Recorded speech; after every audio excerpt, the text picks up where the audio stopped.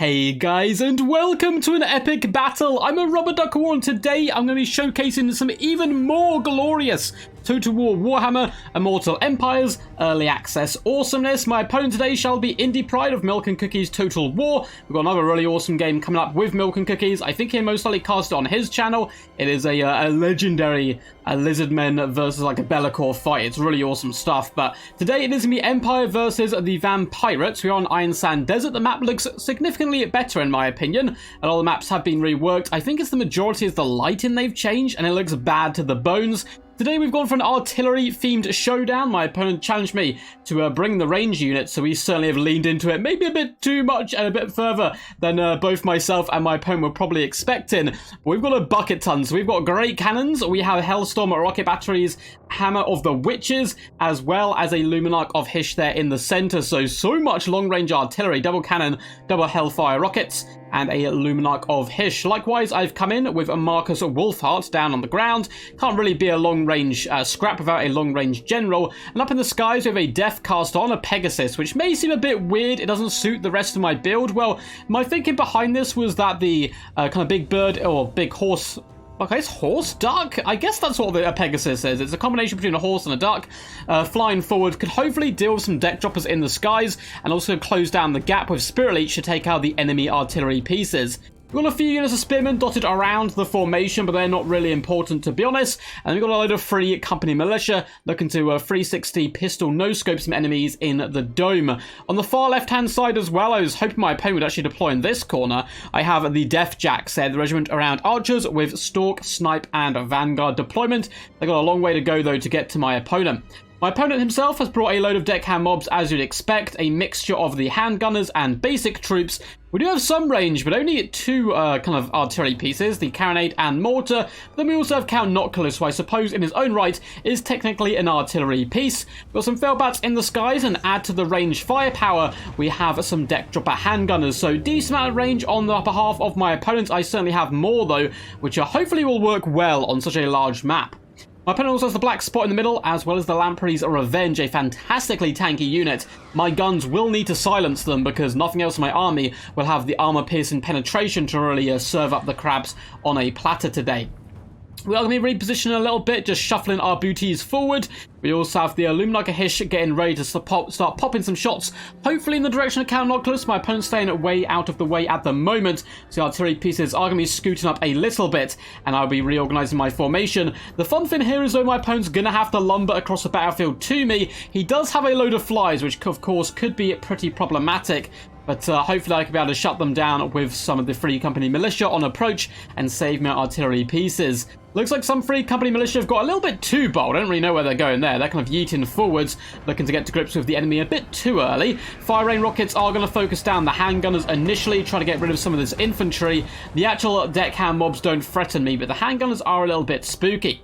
On the right-hand side, unfortunately, my opponent going in a flanking maneuver with his Felbats actually spots the Death Jacks, who I guess are going to be a great distraction here. Cost-wise, it doesn't seem great so far, but the Death Jacks yeeting down the left-hand side, fighting in the shadows here. Alas, it is not their arrows blotting out the sun, but this giant jagged rock. They will at least distract the bats from shutting down my rockets, and that's pretty huge. Because as you can see during the front here, the rockets are doing some significant damage right now. Count Noctilus likewise has started to get forced back, and an early Spirit Leech goes down on the carronade. It is overcast to increase that range and actually get on top of the opponent.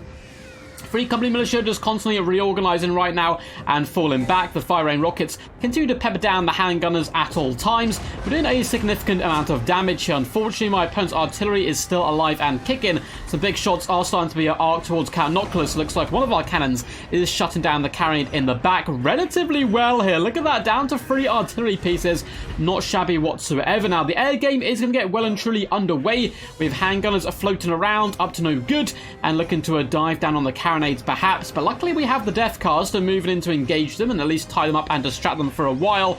Death Jacks alas do break, which isn't good news for me, and the LUMINARK is now taking significant damage from the enemy carronade, although it is popping shots down towards old County Noctilus, who does indeed put an invocation of a heck on himself just because he's taken so much damage. The rotting corpses of the enemies are starting to make it towards the front line, but the Free Company Militia should do relatively okay here, giving me true Kislev vibes, using their pistols to shoot shoot forward, and the zombie pirate deckhand mobs not having a great day. Fire rain rockets are really starting to rack up the kills. Some spearmen are pushing forward nice and aggressive. I realistically want the majority of the fighting to take place as far away from my artillery as physically possible. Alas, one of the great cannons is starting to get shut down, but the Free Company militia are more than happy to make my opponent pay dearly in blood for every artillery piece he attempts to shut down. This unit of deck droppers looks almost done, although the other unit is able to drop on top of the Free Company militia. They should be quite comfortable, honestly, fighting Felbats. I expect them to win that engagement relatively comfortably. Cannons are continuing to fire. It looks like the Hammer of Witches has switched target priority onto the Lamprey's Revenge and Count Noculus. Certainly not a bad idea. The Lamprey's Revenge are going to be rather naughty in the late game unless I take them out early. The Black Spot, as well as the other handgunners, are going to open up with a few shots, but they're not looking at too healthy right now. Their already rotten flesh is being singed, and you can see the bones starting to show, blackening to dust. We do have handgunners up in the sky still, but they are getting shut down relatively easily here. The Free Company militia have been really quite clutch. Now, we have lost the one great cannon. My opponent's done a good job focusing them down, but we still have a load of artillery on the table. Fire rain rockets are finishing up the handgunners. Count Noculus still taking significant damage. In the front line, the brave men of Sigma do hold the line, swearing oaths of vengeance for every fallen comrade, and spitting slurs, I'm sure, at the evil zombies. But at the same time, praying to Sigma that they get this through this one and get to go home to their loving families. Up in the skies, we do see a Spirally, which has helped finish off these deck droppers in the sky, which is quite nice. The LUMINARK is getting jumped once again, but we've got the Deathcaster nearby to help support. Hammer of Witches is about to get gobbled up, though. Looks like a Pit of Shades does come in. Pit of Shades, for whatever reason in this patch, seems to do like absurd amounts of damage, like crazy damage. So I think it's probably bugged. I don't know. I'm sure some of the other YouTubers have done videos on it, and I'm just a little behind the times. But yeah, Pit of Shades, from my experience of this play session with indypride, seems absolutely bonkers. Now, the Free Company militia are going to continue to pop a shots in, and the pole arms are starting to drive me back, and this is where things get a little bit messy. We've kind of had the fight our way for now, but now that the crabs are engaged, Count Noculus has pushed up, all of a sudden a lot of my value is tied up in these artillery pieces, and they've been forced back in all different directions. Looks like the LUMINARK Hish is taking significant damage right now, and may well break. Look at that, the poundings of the shadows from the skies crashes down, and should be enough there to most likely break the LUMINARK with the support of the deck droppers, of course. We still have one Hellstorm rocket battery firing, but that is about it. The rest of our artillery pieces have started to get forced back, and unfortunately the Free Company militia really can't stand up to Count Noculus, who does take quite a few shots straight to the face there, and in the distance Marcus Wolfheart is having to fend off some Felbats, but he's certainly a veteran of many a wars. I expect him to be able to get out of that scrap. It looks like we have managed to get that first great cannon back online again, and once again it's going to be aiming at Count Noculus. We do have Free Company militia in the back as well as some spearmen. This unit needs to get mobile again, but look who it is, the Deathjacks. They survived the Dance of Death, and they are hidden once more, moving up to take down the enemy mortar. The spearmen do need to fall back, though. I don't know what I'm doing with these guys. They're currently frozen by terror, I guess is a good way of putting it. Spirally goes down on top of Count Noculus. We've also got big shots coming in by Marcus Wolfheart, and the bow does come in. But look who rallies. The LUMINARK of Hish is back, baby. Though my army is scattered to the winds, the balance of power is in my opponent's favor right now. We have an opportunity here to take out the enemy general. If I know anything about the undead factions, taking out their general tends to be the way forward. He does get singed there slightly by the LUMINARK, though it is not a direct hit. Marcus Wolfheart as well needs to add his fire to the flames. Count Noculus in a rather dangerous situation right now. The Deathcaster is floating around. We have spearmen rallying once more. Seeing the burning shot of the LUMINARK reminds them of the punishment Sigma and his warrior priests will bestow upon them if they don't stand and fight. Spirally goes down and Count Noculus once more. A big LUMINARK hit shot comes in, and it does actually clip the evil captain, and he is really suffering quite badly here. His leadership is wavering onto the edge. We do get a big fat hunter's snare that's going to allow Marcus Wolfheart to get away from this dangerous situation, as well as open up a nice firing range for the Free Company militia. But alas, we do start to run out of ammunition and are going to have to move into hand-to-hand combat.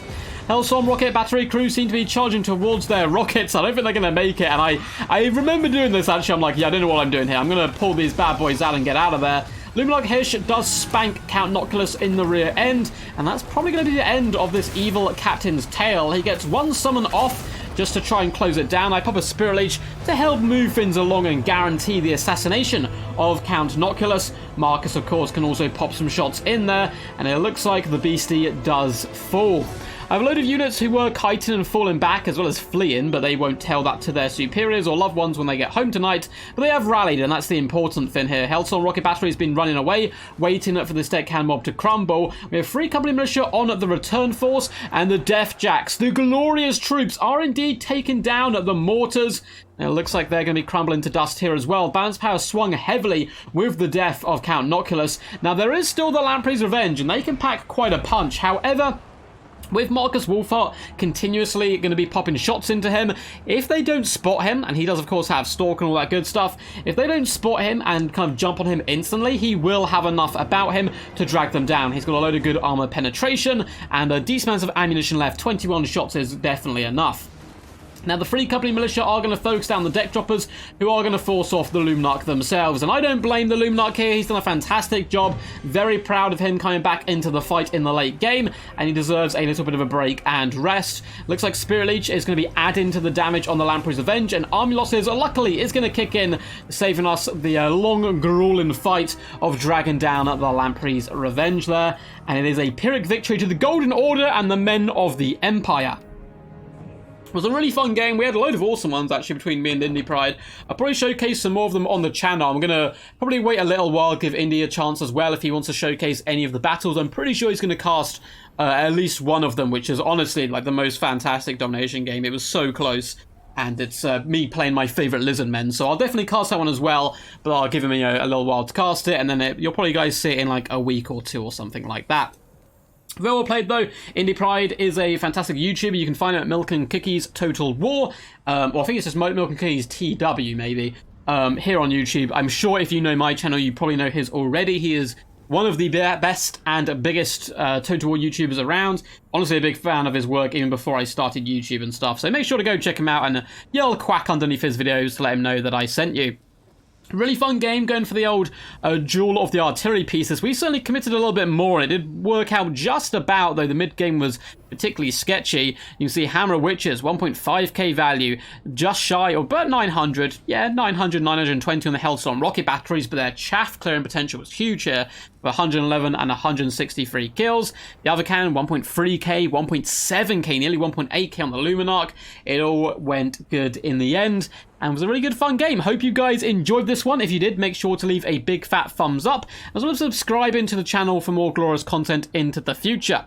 Feel free to leave a comment down below what you thought of the battle. I've been dropping a load of unit testing videos recently as well, so make sure to go check them out. They're nice, just kind of quick, couple of minute videos, pitting units of new and old units together, or units which have changed, to see how the changes have indeed worked out. But we'll actually be streaming at some point this week, which is kind of crazy. I haven't streamed in like over a month now. It's been a pretty crazy couple of months actually, so I'll get to all of that when I do a live stream. But until next time guys, peace, and as always, stay awesome.